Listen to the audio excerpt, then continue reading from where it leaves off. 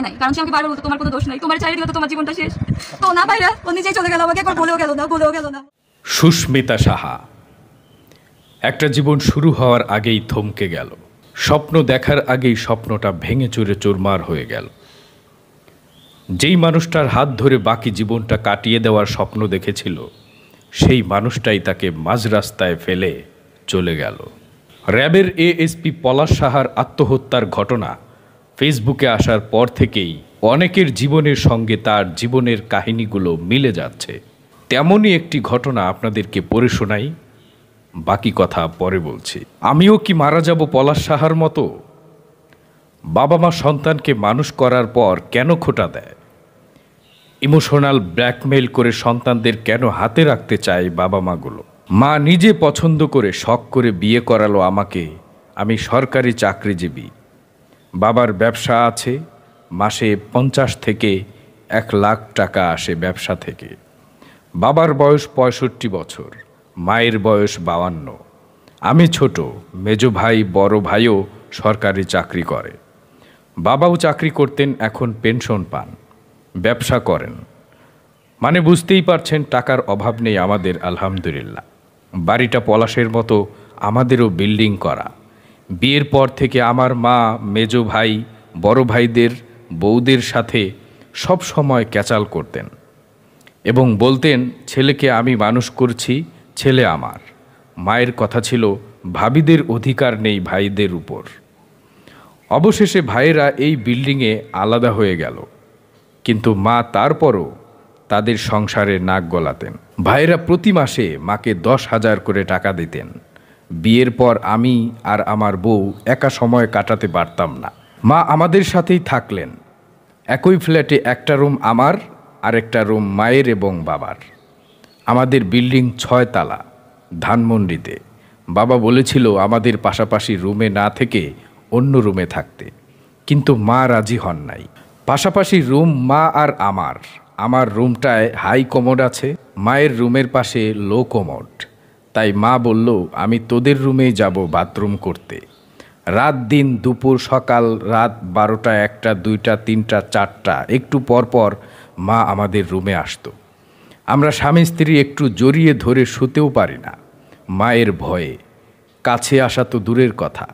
এটা বউ সহ্য করতে না পেরে একদিন আমাকে বলল মায়ের রুমে হাই কমোড লাগাও।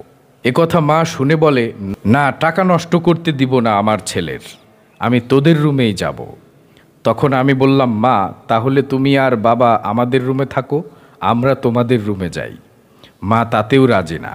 আমি মাকে বোঝাতে পারছিলাম না মা তোমার জন্য আমি আর আমার বউ সময় কাটাতে পারছি না। মা বলে তোদের কি নতুন বিয়ে নাকি যে রুমে মা ঢুকলে সমস্যা? এটা কেমন কথা আপনারাই ভাবুন। ধরুন আপনি আর আপনার বউ শুয়ে আছেন একটু রোমান্টিকভাবে, কাপড় চোপড় অগোছালো শরীরে, তখন নক না করে রুমে আপনার মা ঢুকলে কেমন লাগবে? নক না করেই ঢুকে পড়ে মা, একবার না বহুবার, রাত 12টা 2টা 3টা 4টা এতবার। বুঝলাম বাথরুম করতে হাই কমোড লাগে, কিন্তু গোসল অজু হাত মুখ ধোয়ার জন্য তো আরেকটা বাথরুম আছে। তাহলে সেগুলো করতেও মা কেন আমাদের বাথরুমে আসে? মায়ের বাথরুম পরিষ্কার, বড় সুন্দর, এখানেই স্ত্রীর অভিযোগ, কারণ সেও চায় একটু প্রাইভেসি। আমি আর আমার স্ত্রী এক রুমে সময় কাটাতে পারতাম না। অফিস থেকে ফিরে মা শুরু করে দিত সারাদিন বড় ভাই মেজ ভাইয়ের সংসারে কি হলো এটা নিয়ে। আমার বউয়ের বয়স 21, আমার 28। সারাদিন বউ একা কাজ করে, মা একটু সাহায্য করে না। এরপরও মা বউয়ের নামে বিভিন্ন কথা আমাকে বলতো, আর বউকে নিয়ে একটু বাইরে যেতে চাইলে মা পিছ ধরতো ইচ্ছে করে, নয়তো মা অসুস্থ এটা দেখাতো। বউয়ের সাথে রুমে যেতে যেতে রাত হতো।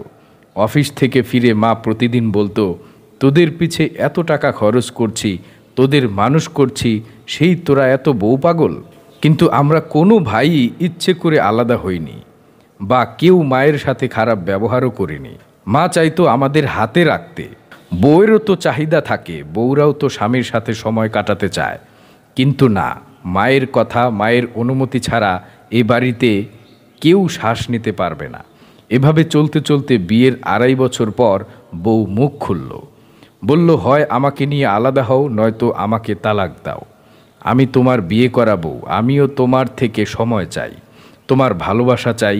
সারাদিন আমি বাড়ির কাজ করি, রাতে তুমি বাসায় ফিরে তোমার মায়ের সাথে গল্পে জুড়ো, রাতে শোবার আগ পর্যন্ত। এরপর শুয়ে পড়ো, এরপর সকালে উঠে অফিসে যাও।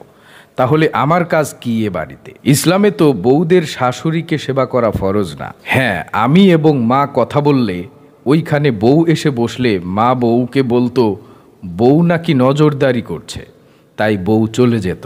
এভাবে চলল। এখন মা আমাকে আলাদা হতে দেয় না, বউয়ের সাথে সময় কাটাতে দেয় না, আবার বউও পারছে না সহ্য করতে। বিশাল বড় সমস্যা চলছে আমাদের জীবনে। আমি এই মুহূর্তে কি করব? আমারও ইচ্ছে হয় পলাশ সাহার মতো মরে যেতে। আমার মতো হাজার ছেলে এভাবেই বউ আর মায়ের যন্ত্রণায় মারা যেতে চায়, যদিও এখানে বউয়ের কোনো দোষ নেই। কি করব আমি? প্রিয় দর্শক শ্রোতা, এখন কয়েকটা কথা বলতে চাই। ইসলাম আমাদেরকে শেখায় মায়ের সেবা করতে। মায়ের পদতলে সন্তানের বেহেশত রয়েছে, এটা আমরা সকলেই জানি, সবাই শুনেছি।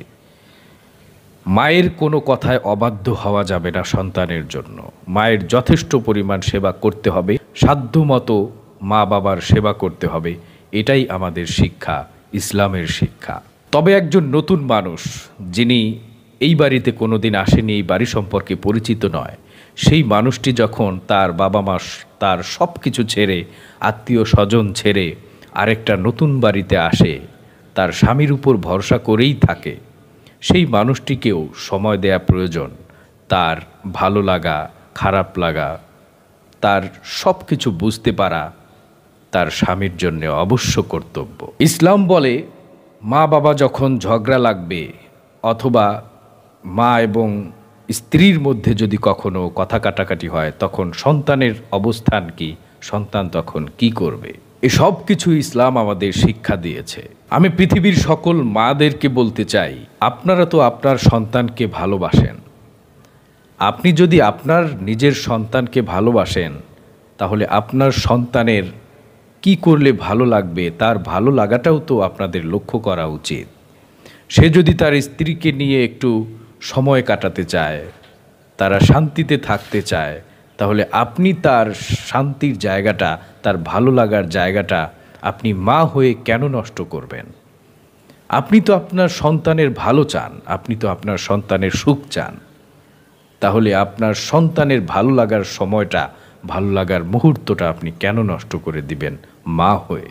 আর পৃথিবীর সকল স্ত্রীদেরকে বলবো, আপনারা আপনার শাশুড়িদেরকে যথেষ্ট পরিমাণ সেবা যত্ন করবেন। আপনার মা বাবা কাছে থাকলে যেমন তাদেরকে আদর আপ্যায়ন, তাদেরকে ভালোবাসতেন, আপনার শ্বশুর শাশুড়িকেও তেমনই ভালোবাসবেন। তাহলেই জীবনটা অনেক সুন্দর হবে, সংসারটা অনেক সুন্দর হবে, পারিবারিক জীবন সুন্দর হবে।